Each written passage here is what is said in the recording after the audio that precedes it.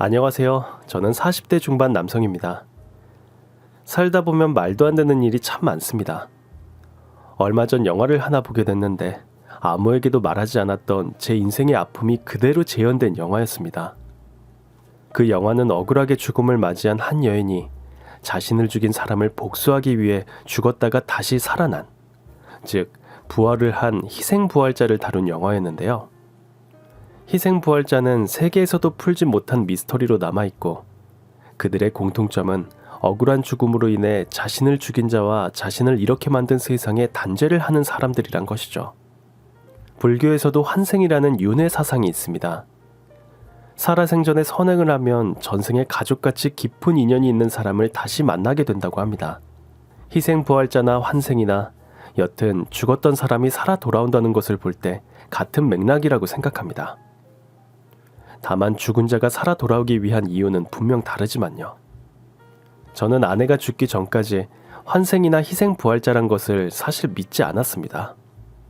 하지만 그것이 제 눈앞에서 현실로 벌어졌고 저는 그토록 사랑하는 가족을 기적 같은 인연으로 다시 만나게 됐습니다. 말 그대로 죽었던 사람이 살아 돌아온 거죠. 제 인생을 지옥에서 꺼내준 말도 안 되는 사건. 여러분도 들어보시면 깜짝 놀라실 겁니다. 이야기는 제 신혼생활부터 시작해야겠네요. 저는 거리를 나서면 누구나 한 번쯤은 힐끗힐끗하고 보고 갈 말 그대로 여신 같은 미모의 아내와 결혼을 한 행운아였습니다. 사내 연애를 하고 결혼의 꼴이네, 예쁜 딸도 낳아 사람들의 부러움을 한 몸에 받았죠.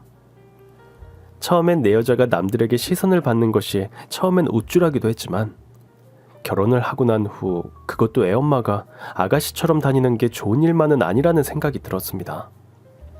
자기야, 치마가 너무 짧은 거 아니야? 그리고 옷이 너무 타이트하니까 자기가 움직일 때마다 스커트가 올라가는 것 같은데? 자기야, 옷차림도 전략이란 말 몰라? 내 스커트가 1mm씩 짧아지면 질수록 연봉 인상에 가까워진다는 사실을 몰라?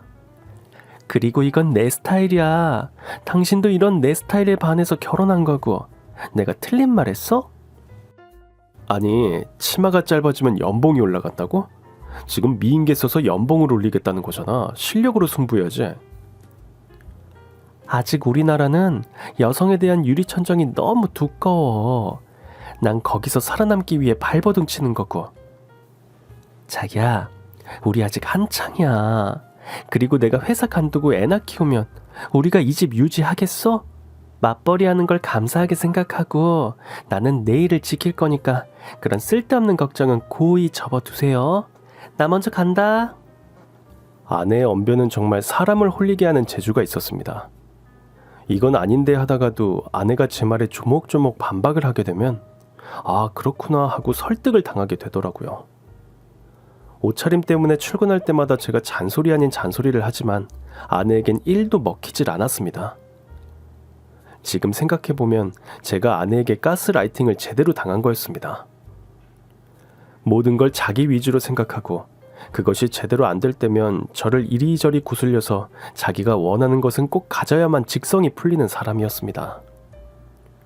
그럴 때마다 전 아내가 옆에 있어도 외로운 날이 많았죠. 하지만 우리 딸, 사랑이를 봐주시는 장인 장모님 덕분에 결혼 생활을 견딜 수 있었습니다. 어서방, 자네가 이해하게. 옛날부터 치장하는 걸 좋아해서 내가 잘못 키웠지 뭐. 집단에는 애 낳고 나이 들었단 소리 듣기 싫어서 저런 모양인데 그래도 미모가 사랑이한테나 자네한테나 잘하지 않나. 내가 나중에 불러서 한 소리 할 테니 너무 신경 쓰지 말게. 뭐 제가 예쁜 마누라도 행복한 고민이죠. 괜찮습니다, 장모님. 우리 사랑이 봐주시는 것만 해도 늘 감사한걸요. 아침부터 일하러 가는 사람한테 무슨 말이 그렇게 많아? 어서방, 자조심, 사람 조심, 개 조심, 알지? 오늘도 무탈하게, 응? 어서방, 얼른 출근하게. 솔직히 제가 결혼을 결심한 이유는 아내의 매력적인 외모와 나만 바라봐주는 마음, 그리고 보잘것없는 사이를 늘 최고라고 생각해 주시는 장인 장모님 때문이었습니다. 사실 어느 장인 장모님이 일하는 자식들 위해 외손녀 보러 모든 걸 포기하고 오시는 분은 잘 없죠. 제가 용돈이라도 좀 드리려고 하면 한사코 받지 않겠다는 두 분을 보면 저도 참 복도 많은 놈이구나 하고 생각했습니다. 장인 장모님 사랑을 듬뿍 받고 회사에 도착하니 능글능글한 부장의 눈은 이미 아내를 향해 있었죠. 아우, 한대리 오늘 너무 섹시한 거 아니야? 아니, 와, 이 각선미 어쩔 거야?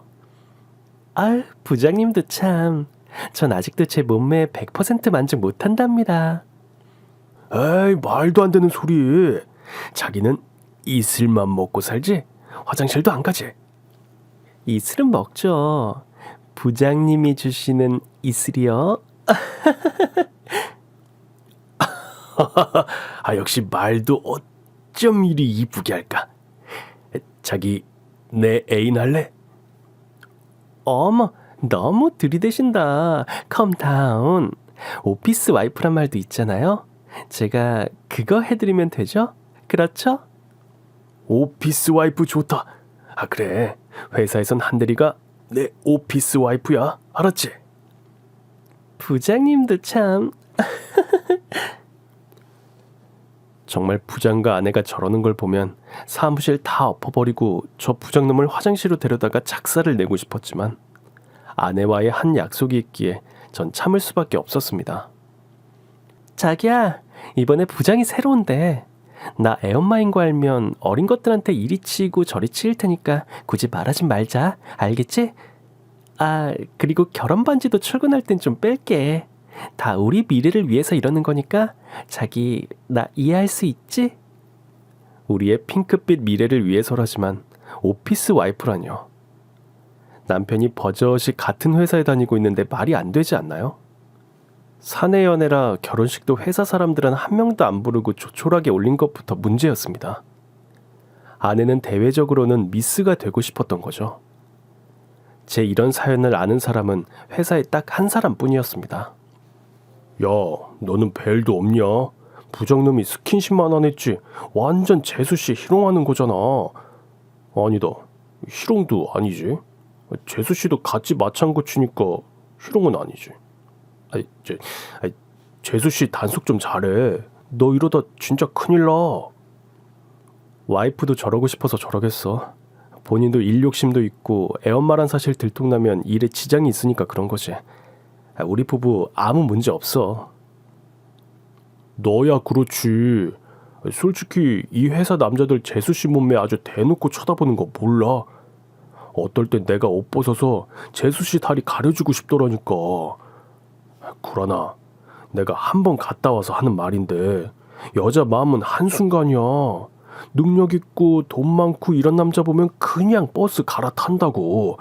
내 말 허투루 듣지 말고 명심해. 알아들어? 솔직히 틀린 말도 아니죠. 사실 제일 속상한 건 저였습니다. 이렇게까지 해야 되나? 늘 무거운 마음으로 회사를 향하지만 집에 가면 또 너무 예쁜 아내, 좋은 엄마이기에 무거운 마음도 한순간, 아내만 보면 얼었던 제 마음도 사르르 녹아내렸거든요. 홀그구, 우리 사랑이 잘 있었어요? 맘마 먹었어요? 엄마 안 보고 싶었어요? 자기야, 우리 사랑이는 여기 코에 점 봐봐. 엄마 닮아서 미인 점도 딱 있고 흠잡을 데가 없어요, 우리 공주님. 그럼 우리 딸 미모는 따라올 꼬맹이들이 없지. 다 당신 닮아서 우리 사랑이가 이렇게 이쁜 거야. 그렇지? 자기야, 우리 사랑이를 위해서 정말 좋은 부모가 되자. 나도 자기도 일 열심히 해서 좋은 학교도 보내고 좋은 데도 많이 데려가고 시집도 최고로 좋은 데 보낼 거야. 두말하면 잔소리. 당연하지. 우리 사랑이는 복을 타고 나서 진짜 사랑 많이 받는 사람이 될 거야. 아이고, 딸 없는 사람 서러워서 살겠나. 완전 딸바보들 나셨구만. 너네 딸이기도 하지만 내 하나뿐인 손녀다. 우리 사랑이가 이렇게 이쁜 건 할미 유전자도 한몫한 거다. 그치, 사랑아? 아이고, 엄마도 참. 우리 딸 사랑이가 돌되기 전만 해도 우리 식구는 정말 웃음이 넘치는 행복한 가족이었습니다. 하지만 신은 모든 것을 주지 않았죠. 엄마, 왜? 아휴, 어쩌냐. 일을 어째. 무슨 일인데? 사랑이 왜 울어? 사랑이 우는 소리 아니야? 내가 잠깐 화장실 간 사이에 사랑이가 다쳤어? 어디 어떻게 다쳤는데? 걸음마다가 그만 거실장에 부딪혀서. 거기 어디야? 어느 병원이냐고? 사랑이가 다쳤다는 말에 아내는 제가 있는 사무실로 왔습니다. 자기야, 큰일 났어. 사랑이가 다쳤대. 뭐? 어딜? 어쩌다가? 엄마가 잠시 화장실 간 사이에 거실장에 부딪혔나 봐. 어떡해. 당장 병원에 가자. 조퇴한다고 이야기해야지. 자기야, 근데 나 오늘 정말 중요한 PT가 있어. 진짜 석 달 내내 이거 준비해 온 거 알지? 1시간만 있으면 발표인데 나 이거 안 하면 승진 못해. 자기야, 자기가 좀 가보면 안 될까? 그래도 엄마가 가야지. 사랑이가 분명히 자기 찾을 텐데. 우리 엄마 있잖아. 괜히 내가 가면 엄마한테 모진 소리나 할 거고. 그냥 자기가 혼자 갔다 와. 오늘 빨리 퇴근할게. 자기야, 자기야. 과장 승진을 위해 아내가 얼마나 노력해왔는지 누구보다 잘 아는 저였습니다. 하지만 애가 다쳤는데 이게 말이 되는 건가 싶기도 했지만 결국 저는 아내 말대로 혼자 병원에 갔고 사랑이는 거실장 모서리에 부딪혀 눈 옆이 찢어졌고 10바늘이나 꿰매야 했습니다. 서방, 정말 미안하네. 미안해. 내가 할 말이 없어. 일부러 그러신 것도 아니고 애 키우다 보면 다 그렇죠 뭐. 너무 신경 쓰지 마세요. 차라리 내 눈을 찢지. 왜 우리 사랑이를 다치게 한 건지. 서방, 내가 죽을 죄를 지었어. 정말 미안하네. 요즘 우리나라 성형 기술이 얼마나 좋은데요. 상처 아물고 사랑이 좀 크면 성형하면 되니까 너무 신경 쓰지 마세요. 그리고 사랑이 엄마는 오늘 중요한 일이 있어서 못 왔어요. 애가 다친 것보다 중요한 일이 뭐가 있다고. 그것도 그렇고 장모님 보면 자기도 모르게 모진 소리 할까봐 마음을 좀 추스릴 필요가 있나 봐요. 오늘은 일찍 퇴근해서 온다니까 집사람 이해 좀 해주세요. 자네는 어찌 이리 마음이 태평양인가. 아이고, 고맙네. 고마워. 걱정했던 것과 달리 사랑이의 눈에는 문제가 없었고 상처만 잘 아물면 괜찮아진다는 의사의 말을 듣고 장인 장모님과 저는 사랑이를 안고 집으로 왔습니다. 여자아이 얼굴에 상처가 났다는 게 정말 마음이 아팠지만 그래도 우리 사랑이를 끔찍하게 사랑해 주시는 분들이 있었기에 아이 키우면 다 겪는 일이구나 생각했죠. 아이 얼굴에 반을 차지할 만큼 큰 반창고를 붙이고 새근새근 잠든 사랑이를 보니 시간 가는 줄도 몰랐습니다. 그런데 시계를 보니 벌써 새벽 4시가 다 돼가는 것이었습니다. 뭔 일 있나? 저는 걱정되는 마음에 아내에게 전화를 걸었습니다. 수십 번을 해도 답이 없는 아내. 우리가 결혼한 사실을 회사에는 철저하게 비밀로 했기에 회사 사람들에게도 연락을 할 수가 없었습니다. 답답한 마음으로 하루를 꼬박 샜습니다. 그런데 그때 자기야. 아니 왜 이렇게 전화를 안 받아? 어디야? 무슨 일이 생긴 거야? 그게 아니고 어제 발표하고 나서 갑자기 회식이 잡혀서 빠져나오려고 했는데 도저히 나올 수가 없었어. 사랑이 걱정은 안 됐어? 아니 애엄마가 애가 다쳤는데 일 마치면 바로 와야 하는 게 상식이지. 이게 말이 된다고 생각해? 나 또 어쩔 수 없었어. 미안. 사랑이는 괜찮아? 저는 그때 처음으로 아내를 향해 욕을 했습니다. 그걸 이제 묻냐? 네가 엄마냐라고 마음속으로 말이죠. 아픈 아이를 두고 밤새 회식을 했다고 하면 다른 집 남편들이라면 난리가 나겠지만 저는 부부가 살면서 겪는 해프닝이라 생각하고 아내에게 큰 소리치진 않았습니다. 그런데 이런 제 행동이 화근이었을까요? 아내의 퇴근 시간은 점점 늦어졌고 야근에 주말 근무에 출장까지 도맡아서 가는 일이 늘어만 갔습니다. 또 출장을 간다고? 어떻게 그럼 나밖에 갈 사람이 없는데. 자기야, 이제 자기 능력도 어느 정도 인정받고 있는 상태고 우리 사실대로 회사 이야기하자. 아니, 애엄마를 이렇게 자주 출장 보내는 게 말이 안 되잖아. 자기야, 나 과장 달 때까지만이야. 얼마 안 남았어. 자기 자꾸 왜 이래? 사람이 이랬다 저랬다. 나는 살아보겠다고 멀리 출장도 가는데 출장 가는 사람 잘 갔다 오라는 말도 없이 또 출장이냐고? 그럼 당신이 이 집 유지할 만큼의 능력을 갖추든가. 그럼 나도 회사 때려치우고 사랑이만 보고 살림이나 하지 뭐. 나도 그러고 싶어. 매일 출근하는 거 찌긋찌긋하다고. 또 저렇게 말을 하니 아내가 불쌍하기도 하고 제가 말실수를 했구나 생각이 들었죠. 그런데 제가 한 말이 결코 말실수가 아니었다는 정황들이 하나하나 드러나기 시작했습니다. 사랑이 애미야, 출장 가는데 수영복은 왜 챙겼어? 속옷이랑 헷갈린 거 아니야? 엄마 그런가 봐. 근데 왜 캐리어를 뒤지고 그래?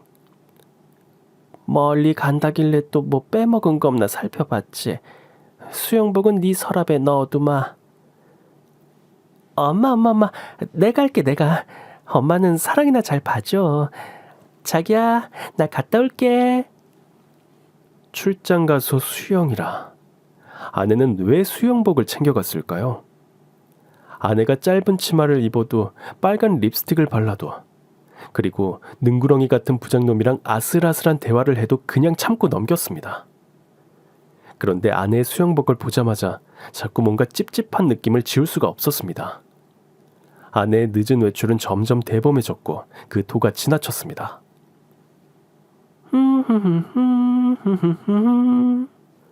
당신 뭐 좋은 일 있어? 그냥 날이 좋잖아. 날도 좋은데 우리 사랑이 데리고 산책이나 갈까? 요즘 사랑이 어린이집 가고 나선 친구들 좋다고 난리야.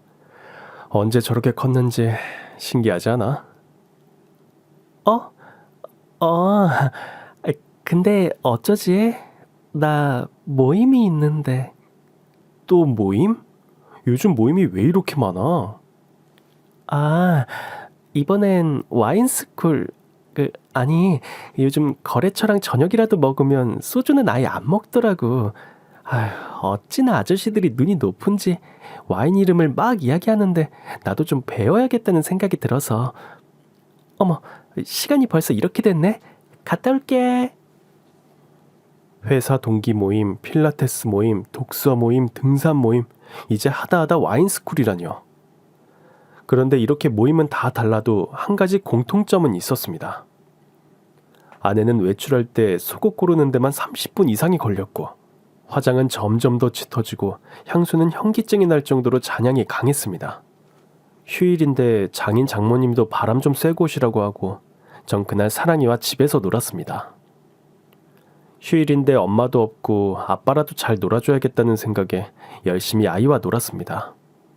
그런데 전화벨이 울렸습니다. 이상하게 빨리 받아야 한다는 듯 전화벨이 울릴 때마다 제 심장도 마구 뛰어댔죠. 박 과장, 쉬는 날 웬일이야? 과장, 지금 어디야? 나? 집이지. 왜, 회사에 무슨 일 생겼어? 회사가 아니라 과장도 도대체 재수씨 간수를 어떻게 한 거야? 그게 무슨 소리야? 내가 이게 진짜인지 눈을 몇 번이고 비비고 또 비볐어. 오늘 아버지 칠순이라 호텔에 왔는데 어디서 많이 본 듯한 여자가 내 옆으로 지나가고 있더라고. 어떤 남자랑 팔짱을 끼고 다정하게. 둘이 라운지 바에 앉더니만 완전 방만 앉아봤지 둘이 물고 빨고. 더 가까이서 보니까 한 대리더라고. 네 마누라. 무슨 소리야? 와이프 지금 와인스쿨인가 뭔가 모임 갔어. 자네가 잘못 봤겠지. 와인스쿨? 와인스쿨 멤버가 남자랑 여자랑 2명이냐? 그리고 와인스쿨에 진한 스킨십이 왜 필요한데? 내가 이 소리 나올까 해서 사진도 찍었어. 사진 전송해 줄 테니까 네 마누라 네가 직접 확인해.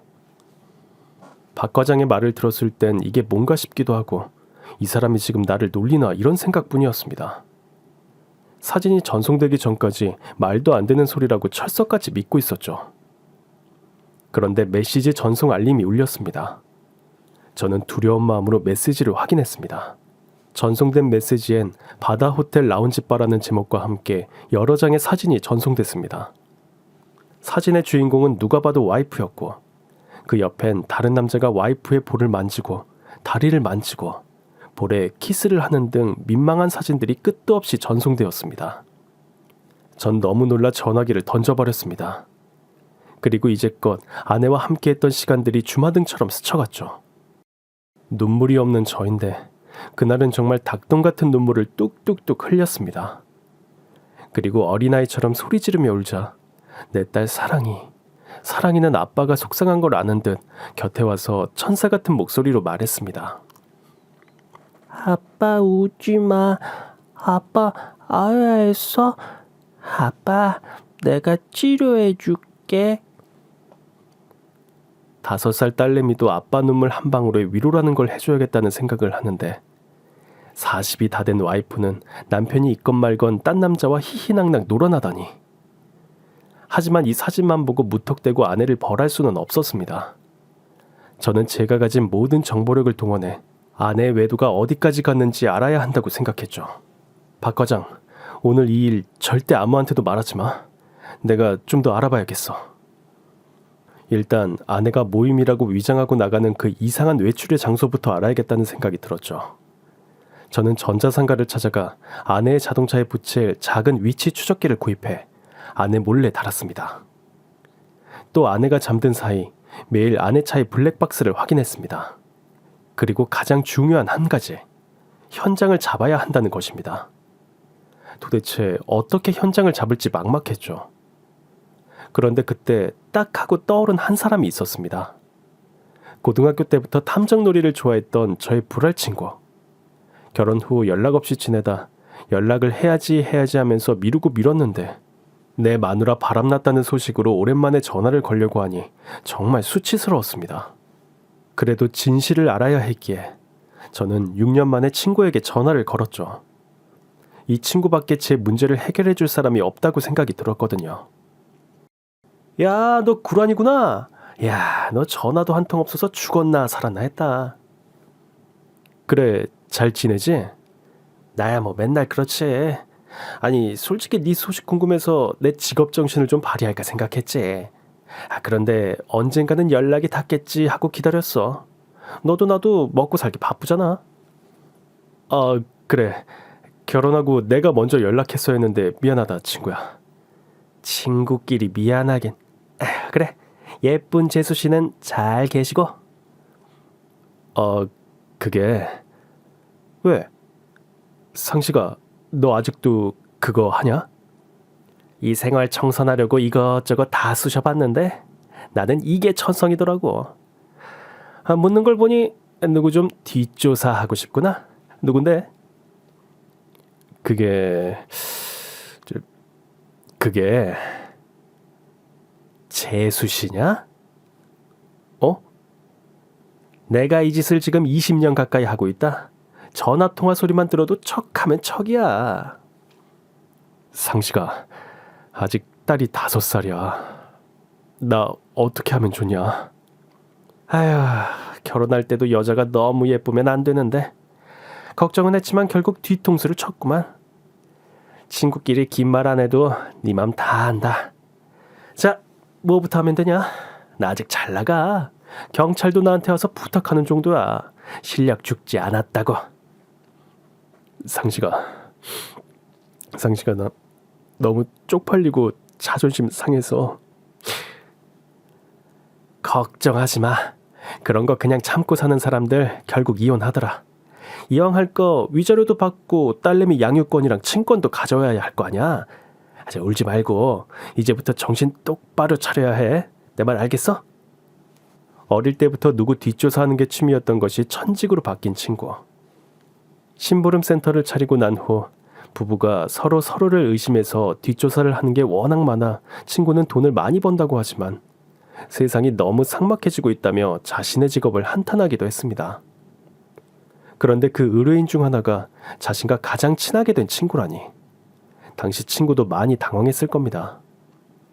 하지만 남자들의 의리라는 게 무섭더라고요. 친구는 그 뒤로 아주 조용히 아내의 뒷조사를 시작했습니다. 하지만 한 가지 꼭 지켜야 할 게 있다고 저에게 당부했죠. 구라나, 네가 지금부터 할 일은 포커페이스.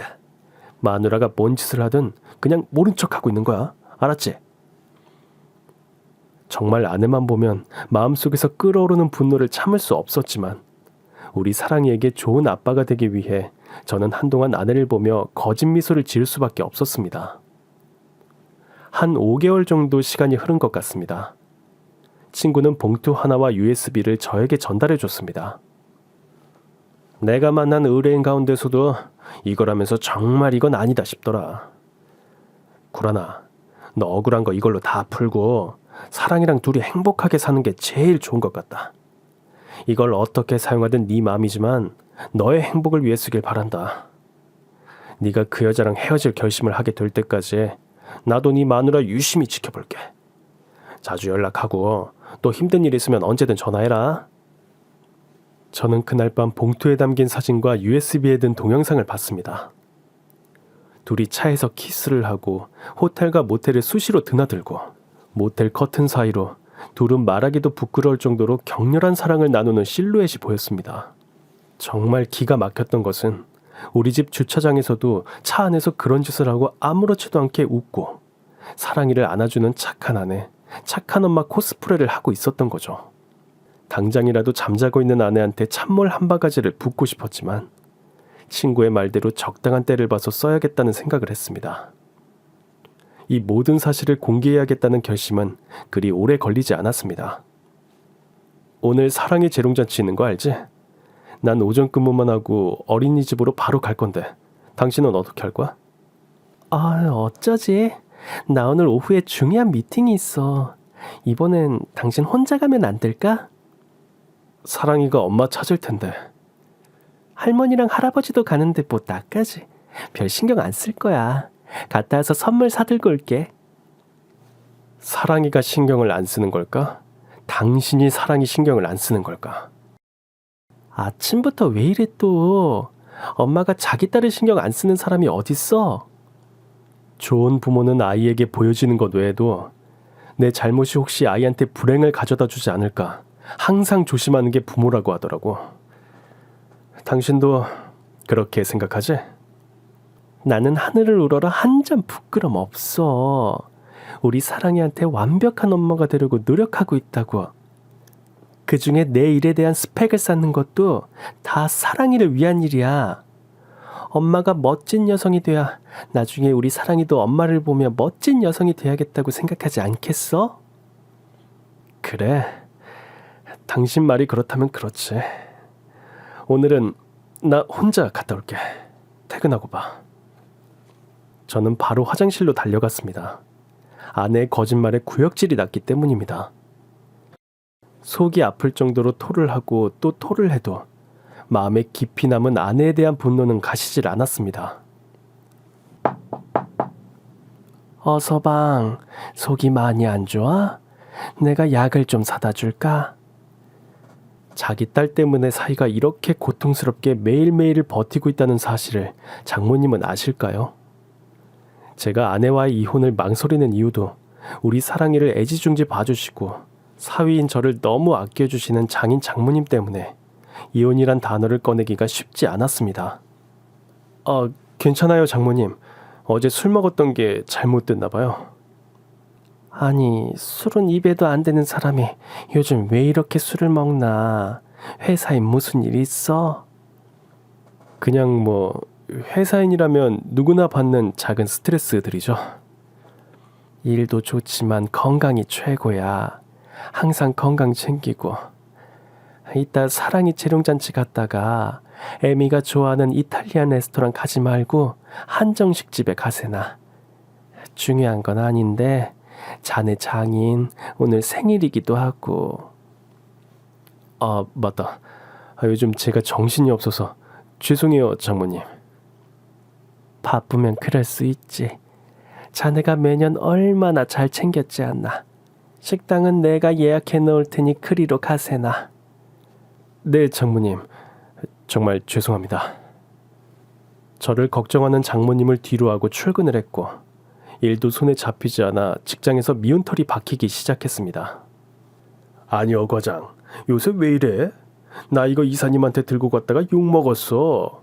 그렇게 꼼꼼한 사람이 왜 이렇게 요즘 실수가 많아? 아, 죄송합니다, 부장님. 이런 식으로 계속 나오면 자네 승진도 물 건너가는 거 알지?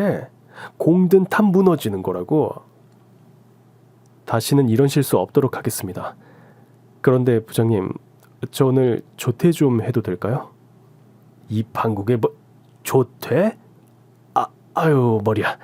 네 마음대로 하세요. 네 마음대로.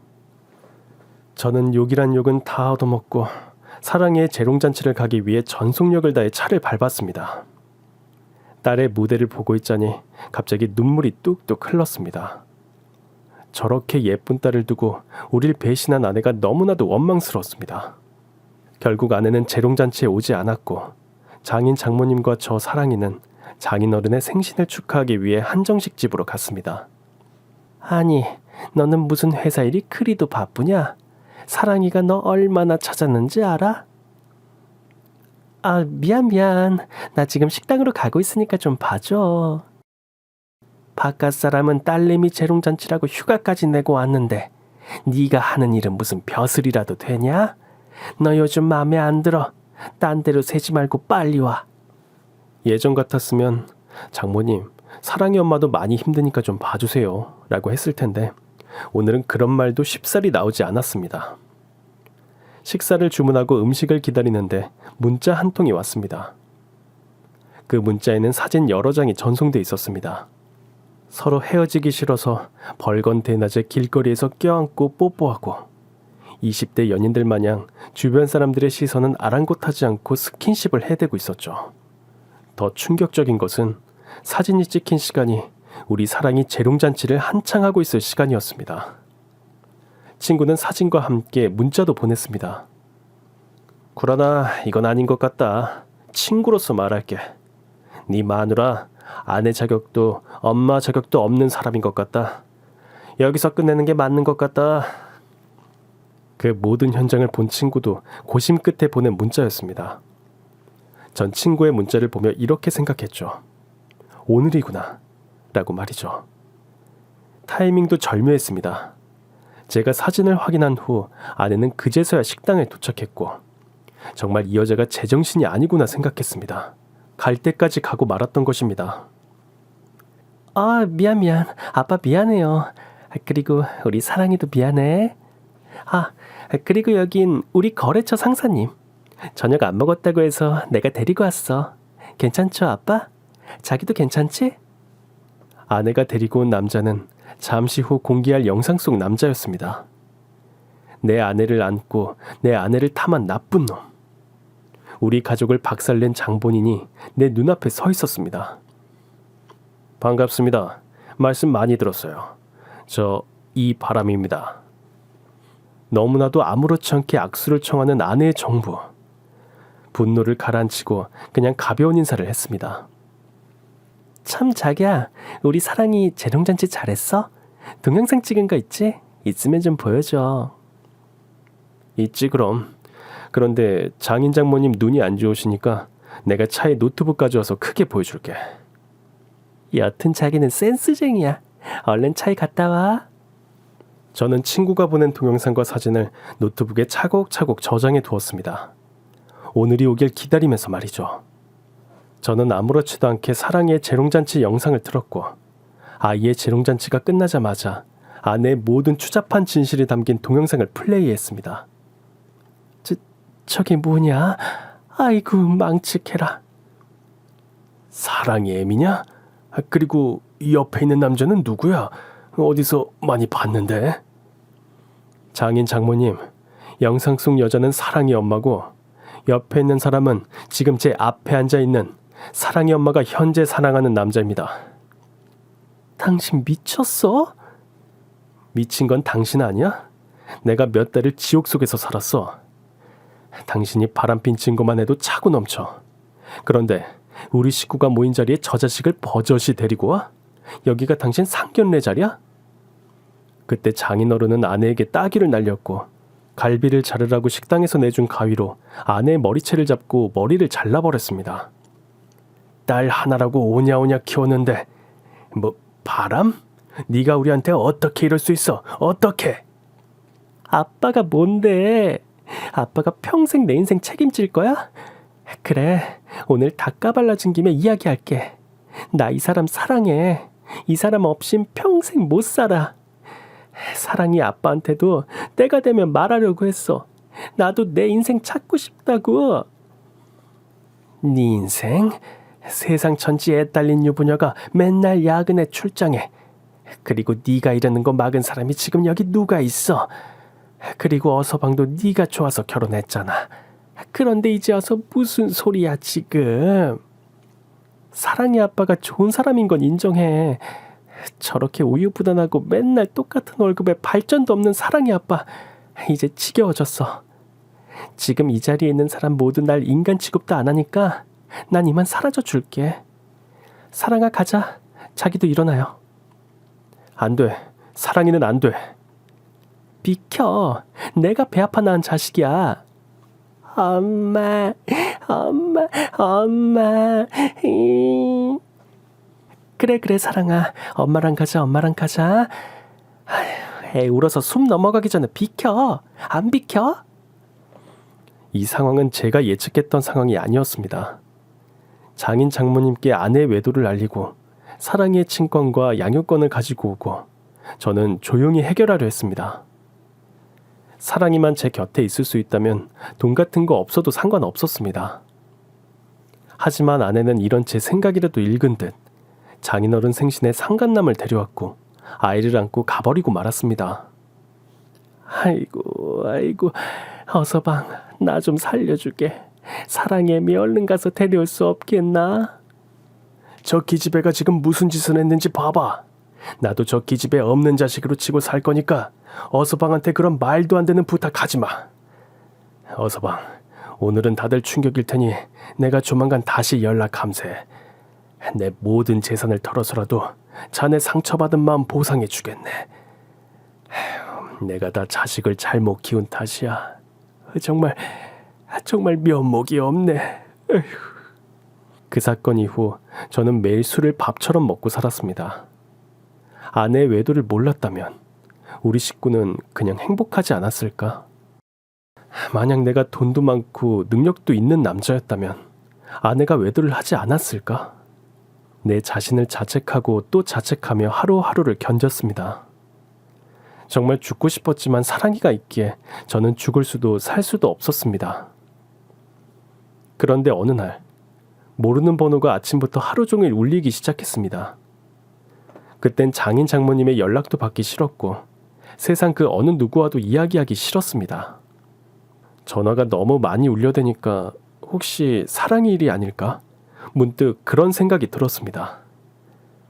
내 딸 사랑이 무슨 일이 생기진 않았을까? 조마조마한 마음으로 전화를 받았습니다. 여보세요? 여기 경찰서입니다. 혹시 한미모 씨 남편분 되시죠? 남편... 네, 그렇습니다. 그런데 경찰에서 무슨 일이죠? 오늘 아침에 아내분이 교통사고로 사망하셨습니다. 네? 시신 확인을 해야 하는데 아내분 외에 남자 동승자 1명 그리고 5세 정도로 추정되는 여아도 함께 발견됐습니다. 한미모 씨 부모님께 연락을 드렸는데 충격이 크신지 지금 병원에 계셔서 시신 확인을 제대로 못하고 있는 상태입니다. 꼭 와주셔야 할 것 같습니다. 아내가 죽다니. 그리고 내 생때 같은 내 딸이 죽다니. 저는 허겁지겁 병원으로 달려갔습니다. 병원에 도착하니 하얀 천에 덮인 시신 3구. 저는 떨리는 손으로 시신을 확인했습니다. 운전자 과실로 보여집니다. 게다가 가스차라 충격이 가해졌고 거기서 폭발이 일어났나 봅니다. 그래서 시신이 이렇게 훼손이 많이 되어 있는데 알아보시겠어요? 축 늘어진 사랑이의 차가운 손을 만지고 또 만지고 저는 시신 안치실에서 나도 데려가 달라고 하늘에 빌고 또 빌었습니다. 제가 도대체 뭘 잘못했길래 하늘은 이리도 제게 고통을 주는 걸까요? 이제 고작 5살입니다. 이 작은 아이에게 왜 이런 일이 일어나야 했는지. 병원이 떠나갈 듯 하루 종일 울었던 것으로 기억합니다. 도저히 제 딸을 보낼 수가 없었습니다. 1분만 더, 아니 1초만 더 세상에서 가장 사랑하는 우리 딸 손을 잡아보고 싶어 차가운 병원 바닥에서 하루를 보냈습니다. 그때 누군가 제 어깨를 툭툭 쳤습니다. 다름 아닌 장인 어른이었습니다. 내가 죽었어야 했어. 내가 눈에 넣어도 안 아플 내 이쁜 손주 대신 날 데려가지. 왜 이 불쌍한 것을? 왜? 에휴. 처음부터 다 잘못된 것 같아요. 제가 과분한 행복을 누리고 살아서 벌 받는 것 같아요. 이제 살 이유도 살아갈 이유도 없습니다. 무슨 소리야 이 사람아. 산 사람은 살아야지. 내가 자네 살릴 것에. 또다시 내 자식을 잃는 건 있을 수 없는 일이야. 어서방. 어서방. 죽이고 싶을 정도로 저주했던 아내와 사랑하는 딸의 장례식을 치르고 저는 자살 기도를 수십 차례나 했지만 죽는 것조차 제 마음대로 되질 않았습니다. 석 달을 먹지도 않고 시체처럼 살았습니다.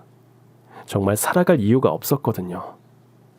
그러던 어느 날, 어서방, 날쌔. 네. 자네한테 더 일찍 가보려고 했는데 자네 장모가 지금 많이 안 좋아. 장모님이요? 어디가 편찮으신데요? 장례 치르고 말을 안 해.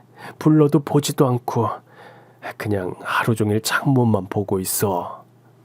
죄송합니다. 죄송하긴 자네가 왜. 내가 죄인이지. 어서방, 자는 이제 내 아들이나 다름없어. 나는 이제 자네가 정신 차리고 새 출발하길 바랄 뿐이야. 안 그럼 나도 살 이유가 없어. 어서방. 장인어른은 고속도로 한 휴게소에 편의점을 운영하고 계셨습니다. 저는 하늘에 있는 우리 딸 사랑이에게 아빠 이렇게 잘 살고 있으니 걱정하지 말라는 모습을 보여줘야겠다 결심했습니다. 장인어른은 편의점을 제게 넘기셨고 저는 알바생도 쓰지 않고 3년을 잠도 제대로 못 자며 일만 죽어라 했습니다. 몸이 피곤하면 잡생각이 안 들 것 같았거든요. 고속도로 편의점은 수많은 사람들이 오고 갔습니다. 한 번씩 제 가슴을 철렁하게 하는 건 엄마 아빠 손을 잡고 행복하게 웃고 있는 여자아이들을 보면 사랑이를 보고 싶다는 생각을 떨칠 수가 없었습니다. 저렇게 평범하게 사는 게 왜 나한텐 어려운 일이 된 건지 정말 세상이 원망스럽기만 했죠. 그날도 여느 날과 마찬가지인 그저 그런 아침이었던 걸로 기억합니다. 냉장고에 음료수를 채우며 손님 맞이를 준비하고 있는 그때 한 여자아이의 목소리가 들렸습니다. 아저씨, 아저씨. 죄송합니다, 손님. 많이 기다리셨어요? 하며 꼬마 손님의 얼굴을 보는데 저는 아무 소리도 아무 말도 나오지 않았습니다. 코에 있는 점, 그리고 눈 옆에 난 흐릿한 상처, 그리고 죽은 아내를 닮은 초롱초롱한 눈까지. 정말 저는 사랑이가 살아 돌아온 것 같았습니다.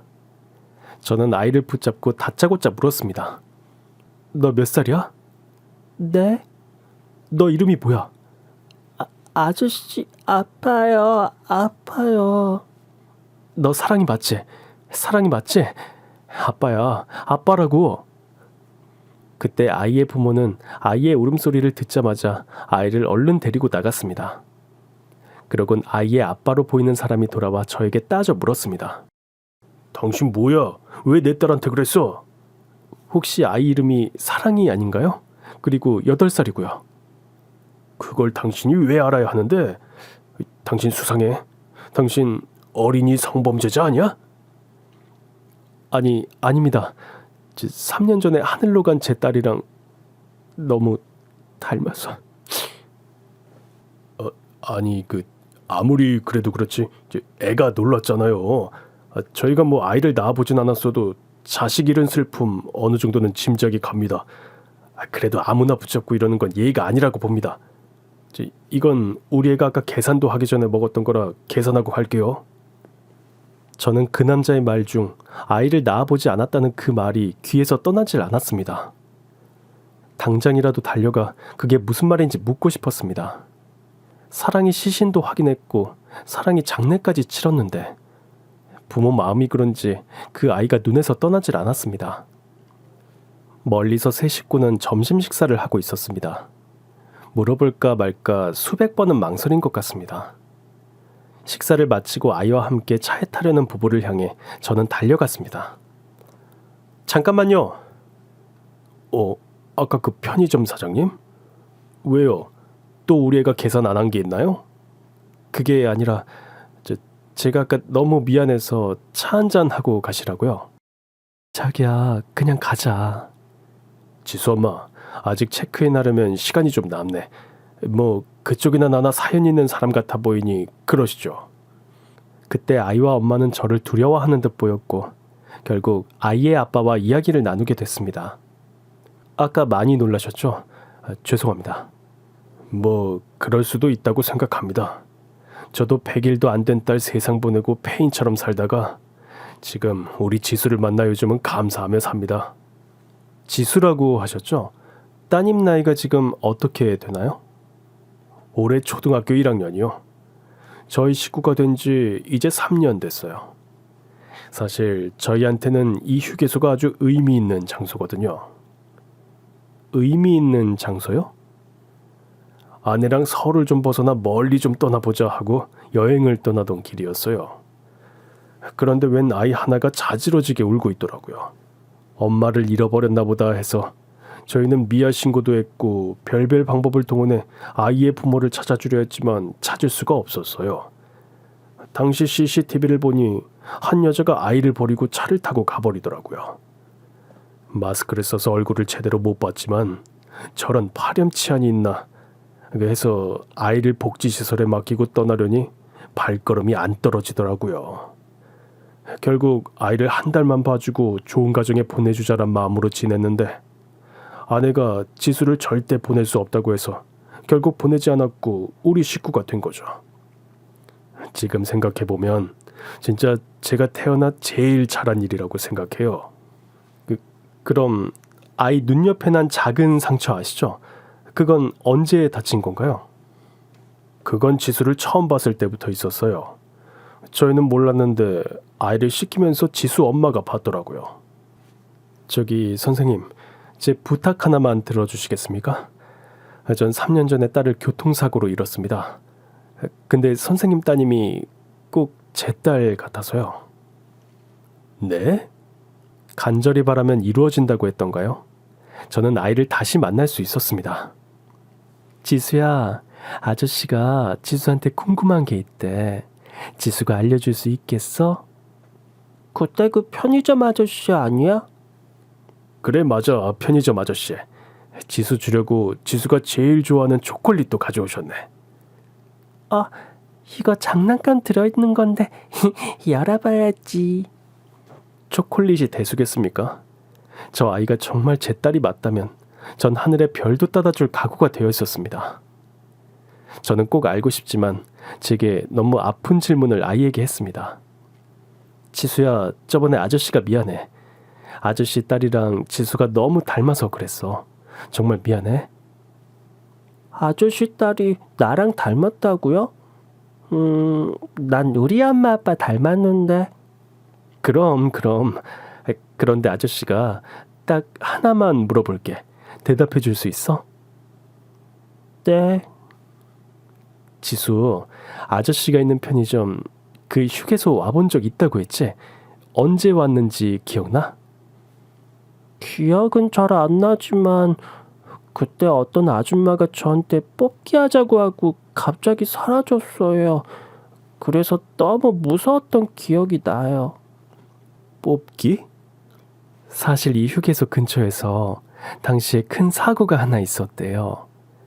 부부로 추정되는 두 남녀랑 여자아이, 지수 부모를 찾아주려 했었는데 경찰에서 이런 말을 하더라고요. 그 사고 차량에 탔던 여자가 지수를 휴게소에 버리고 간 엄마인 것 같다고 하더라고요. 뭐라고요?